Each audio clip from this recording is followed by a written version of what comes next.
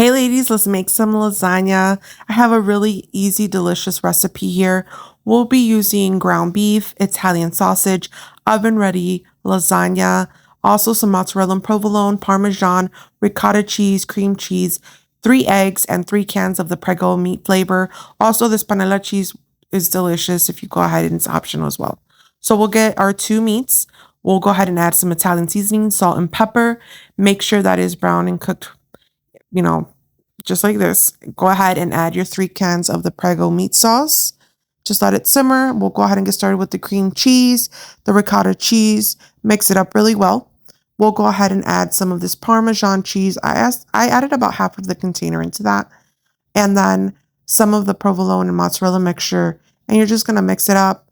Once all of that is mixed, what you'll do is you'll grab your 3 eggs, incorporate it into this mixture. Mix it all really well, probably about a minute or two. And then this is what your consistency of the mixture should look like, okay? I went ahead and grabbed the Panela cheese. This is optional. I had this cheese and I was like, let's see how the lasagna tastes. And it tasted great. So if it's optional again. And then you want to get your cans of meat sauce, add a little bit of water, shake it up really well.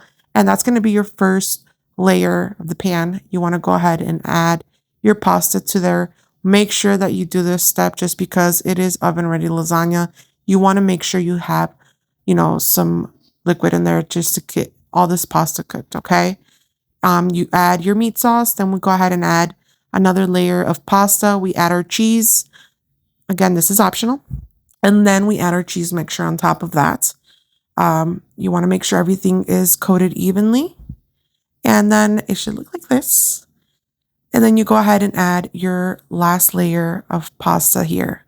I used a 13 by 18 baking pan, and this works great for my lasagna. I love it. And then you add your last layer of meat sauce. You should have some of that cheese mixture left over. You can just go ahead and just pour it all over there. It should look like this. You want to go ahead and cover this up with some aluminum foil. You're going to place it in the oven at 375 for about 90 minutes, okay? Once it is done, this is what it should look like right here. And then you want to go ahead and cover it up with cheese.